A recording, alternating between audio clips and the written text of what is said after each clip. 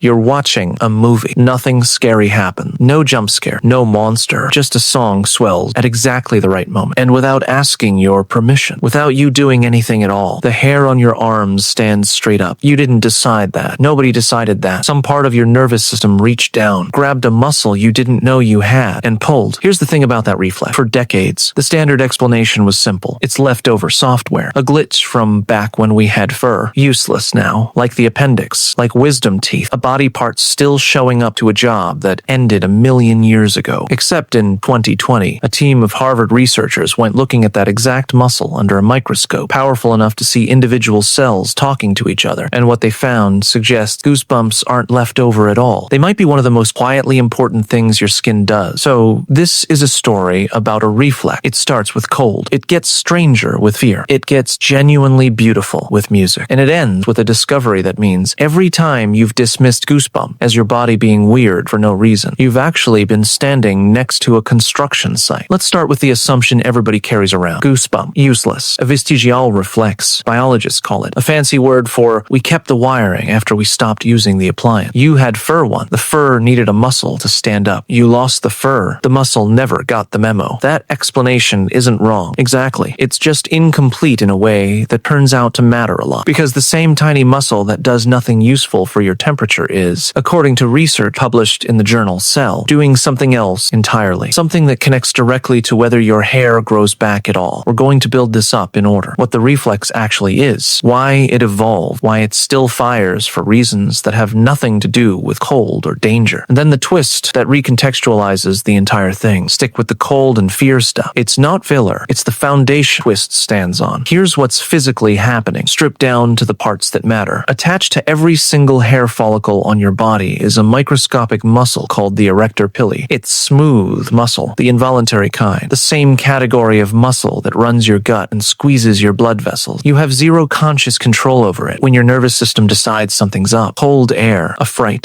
song. It fires a signal down what's called the sympathetic nervous system, releases a chemical messenger called norepinephrine, and that chemical lands on the erector pili muscle and tells it to contract. The muscle yanks the hair follicle upright. The skin around it puckers inward, and congratulations, you have goosebumps. Notice what's not in that description. There's no, and then you decide whether to allow. You are not in the loop. This reflex runs entirely below the level of your conscious mind. The same way your pupils dilate or your heart rate spikes before you've even registered why. And that's actually the first clue that something bigger is going on here. Because your body doesn't build automatic. No veto power systems for things that don't matter. It builds them for survival. So the obvious next question, survival from what? The oldest and most straightforward answer is temperature. Rewind the clock to a version of you, or rather, your ancestors, with a full coat of body hair. When that hair stands upright, it traps a thin layer of still air right against the skin. Still, air is a fantastic insulator. It's the same principle behind a down jacket or double pane window. Raise the hair, thicken the air layer, slow down the heat loss. For a furred mammal, this is a genuinely useful, elegant piece of engineering. For you, sitting here right now with body hair so fine it barely qualifies as fur, it does nothing. You could stand in a freezer with maximum goosebump, and it would not meaningfully change your body temperature by so much as a fraction of a degree. Which means, at this exact moment, whenever you get a chill, you are running fire alarm software in a house that no longer has a fire alarm attached to anything. The system checks out fine. It's just wired to a door that was torn down a long time ago. But cold isn't the only trigger, and this is where it gets a little more interesting, because the second function of this reflex has nothing to do with temperature at all. It's about looking dangerous. Watch a cat get startled. Its back arches, and its fur puffs out along the spine and tail until the animal looks, for a second, roughly twice its actual size. Porcupines do something similar with their quills. This is the exact same erector pili mechanism, just running at a bigger scale, on a body that still has enough hair, or in the porcupine's case, modified hair to actually pull off the illusion. Raise the fur, look bigger. Maybe the predator reconsiders it's a bluff, and it's a bluff built directly into the nervous system. Now, here's the part that should make you feel a certain kind of sympathy for your own skin. You still have that exact reflex. Your nervous system still runs the look bigger and scarier program every time you're startled or afraid. It's just that you don't have the fur to inflate anymore. So the muscles still contract, right on schedule, doing its intimidation routine to an audience of absolutely nobody, on a body with nothing left to puff up. Every time you've been scared and felt that prickle across your arm, your body was, in a very literal sense, trying to look threatening, and failing completely, silently, in real time, which raises an obvious objection, and it's worth taking seriously rather than brushing past it. If this reflex genuinely does nothing for us anymore, no oscillation, no intimidation, isn't this just a broken program? Something evolution should have deleted a long time ago. Here's the honest answer. Evolution doesn't work like a software update that removes unused code. It works more like a landlord who doesn't bother ripping out old wiring in the walls as long as it isn't actively costing anything. Goosebumps cost you nothing. No extra calories. No vulnerability. No downside. So there was never any pressure to get rid of the reflex. Even after it stopped doing its original job, it just kept running, quietly, for free, waiting for a reason to matter again. And as it turns out, it did. Let's bring music into this conversation, because this is where the reflex starts doing something genuinely strange. You already know the feeling. A song build hits its peak, and your skin reacts like something just happened, except nothing did. No cold, no threat, just a chord progression. Researchers have a name for this, frisson. And in 2001, neuroscientists Anne Blood and Robert Zatora put people in brain scanners while they listened to music that reliably gave them chills. What they found is that at the exact moment of the chill, blood flow spiked in the nucleus accumbens and the amygdala, regions tied directly to reward and emotional intensity. The same general reward circuitry involved in craving, in pleasure, in wanting more. Later research pushed this further. Studies using dopamine imaging found that the brain's reward chemistry actually splits into two phases right before the musical peak. While you're anticipating it, a region called the caudate lights up. Then, at the peak itself, the nucleus accumbens fire. Your brain, in other words, is rewarding you twice. Once for correctly predicting what's about to happen, and once for the payoff actually landing. Somehow, a reflex built by evolution to make a threatened animal look bigger got hijacked tens of thousands of years later by a key change in a song. That's not a small thing to sit with. The exact same neural wiring that once handled predators now handles pop music, and it doesn't happen to everyone the same way. Only about half of people reliably get physical goosebumps from music, even when the other half report enjoying it just as much. The people who do tend to score higher on a personality trait researchers call openness to experience. People more inclined toward imagination, novelty, deep emotional absorption. So if you're the person in the room getting chills during the bridge of a song while your friend just nods along unaffected, that's not you being dramatic. That's a documented difference in how directly your nervous system wires emotion to skin. Now, here's where the whole story gets rewritten. In 2020, a research team at Harvard led by stem cell biologist Yachi Shu published a study in the journal Cell that looked at the erector pili muscle in a way nobody had before, at the level of individual cells, using high-resolution imaging to see exactly what that muscle is physically touching. What they found is that the muscle isn't just a mechanical lever that yanks a hair upright and then goes back to sleep. It's structurally anchored to hair follicle stem cell, the dormant cells responsible for growing new hair, and it's holding sympathetic nerve fibers in direct, permanent contact with them. The researchers describe the connection as synapse-like, borrowing language usually reserved for how brain cells talk to each other. Here's what that means in practice. When cold triggers the erector pili to contract, it's not just producing a goosebump. That same burst of chemical signal is landing on the stem cell sitting right next to the muscle, and under sustained cold, it nudges those cells out of dormancy and into action, kicking off new hair growth. The short-term reflex you can see, the bump, is riding on top of a long-term maintenance system you can't see at all. Think about the word vestigial for a sec. It implies a program with nothing left to do, a fossil sitting in your genome out of sheer evolutionary laziness. What this research actually found is closer to a program that's been quietly moonlighting the entire time, running a second job nobody thought to check for. Every time you've shrugged off goosebumps as your body's version of the appendix, you've actually been standing next to a signaling system that's now being studied for what it might teach us about tissue regeneration and hair loss treatment. That's not vestigial. That's just underappreciated. Let's zoom out, because there's a reason this reflex shows up in so many different contexts. Cold, fear, music, hair growth, and it has to do with just how old the wiring actually is. Charles Darwin noticed this back in 1872. In times the expression of the emotions in man and animal, he compared human goosebump directly to the fur-raising displays of dogs, cats, and other mammals, and argued that our version was simply an inherited remnant of the same defensive system. He was right, and the underlying architecture, and now a muscle, a hair follicle, wired together in that exact configuration, turns up across an enormous range of mammals, largely unchanged. That's why a mouse gets goosebumps. That's why a chimpanzee's hackles rise. That's why your own arm did it 30 30 seconds into that song. This isn't a system built for you specifically. It's a system built for basically anything with hair and a nervous system, running on hardware that predates the human species by an almost embarrassing margin. So here's where all of this actually lands. Goosebumps were never really for cold, and they were never really for fear. Both of those are just early job. The same underlying alarm system happened to pick up. At its core, this reflex has always done one thing. It notices when something changed, and it tells the rest of your body to pay attention. First, that something was a drop in temperature. Then it was a predator in the grass. Now, apparently, it's also a chord change, a eulogy, a plot twist, and quietly, in the background, a signal to your own hair follicle that it might be time to grow something new. The mechanism never got the memo that the fur was gone. And in a strange way, that's the good news. Because it turns out the alarm was never obsolete. It just ran out of fire to warn you about. And somewhere along the way, it started answering to music instead.